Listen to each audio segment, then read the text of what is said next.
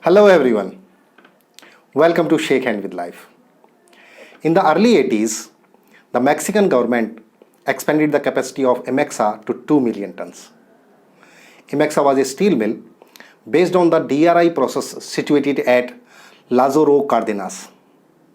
DRI or direct reduced iron, also called sponge iron, is used for steel manufacturing.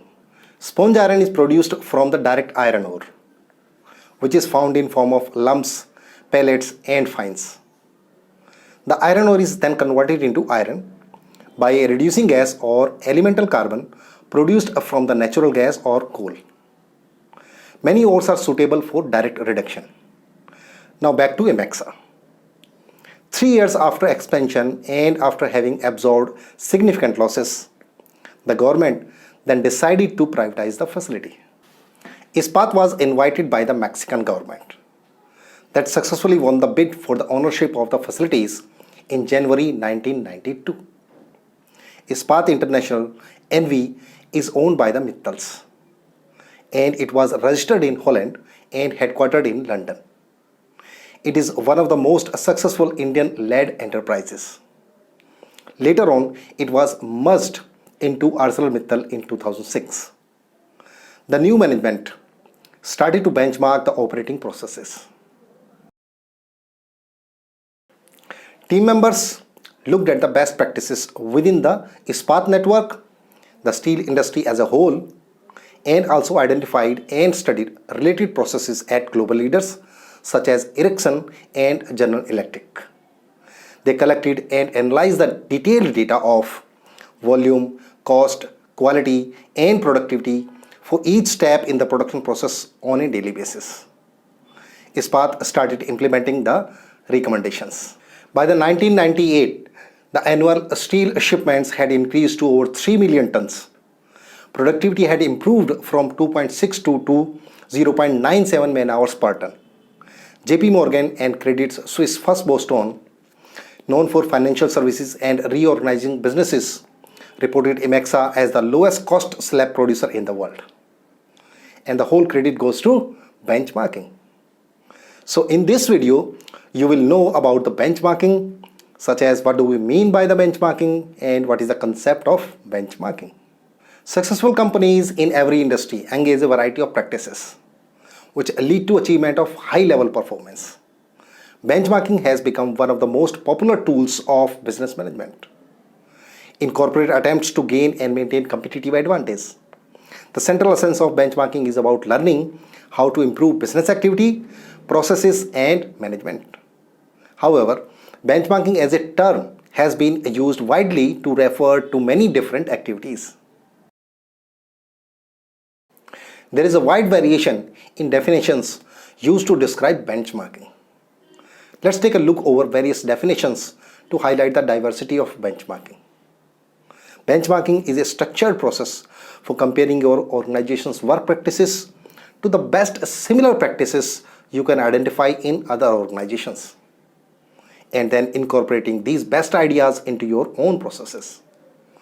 A benchmark is a permanent mark with known position and altitude.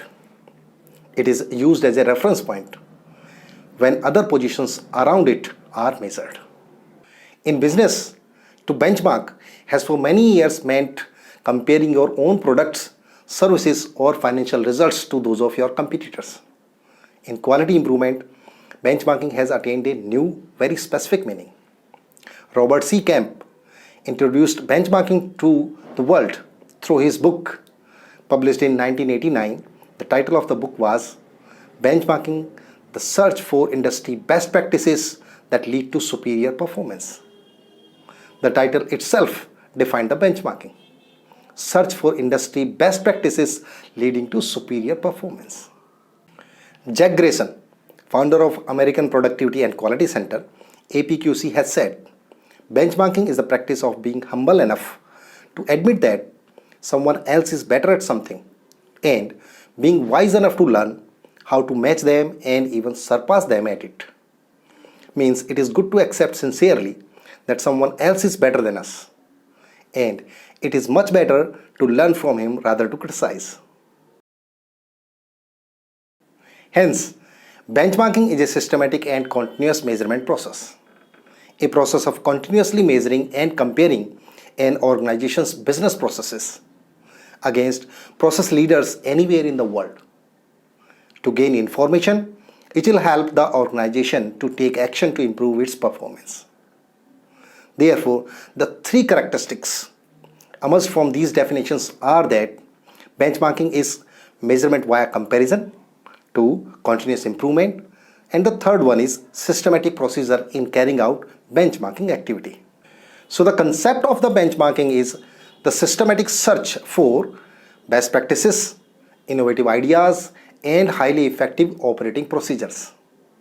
Benchmarking considers the experience of others and uses it. Indeed, it is the common sense proposition to learn from others what they do right and then imitate it to avoid reinventing the wheel. Means to avoid innovating the same thing. Benchmarking is not new and indeed has been around for a long time. In fact, in 1800, Francis Lowell, a New England colonist, studied British textile mills and imported many ideas along with improvements he made for burgeoning American textile mills.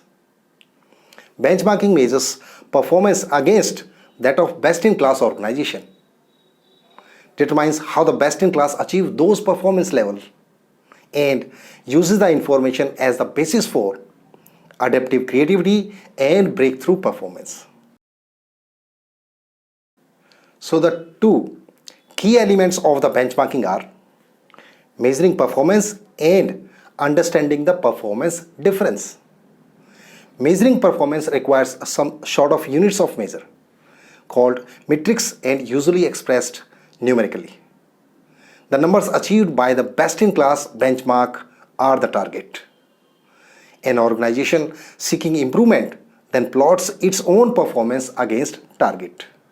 Understanding the performance difference means managers must understand why their performance differs, and hence benchmarkers must develop a thorough and in-depth knowledge of their own processes and the processes of the best-in-class organization. An understanding of the differences allows managers to organize their improvement efforts to meet the goal. Finally, we can conclude that benchmarking is about setting goals and objectives and about meeting them by improving processes. That's it in this video. I'm sure you have got the meaning and concept of benchmarking clearly. Like and share this video and drop your questions and suggestions in the comment box below. Subscribe the channel and hit the bell for my latest video lectures. This is Narendra Sharma signing off. We'll see you soon in the next episode of Shake Hand with Life with a new topic. Thanks for watching.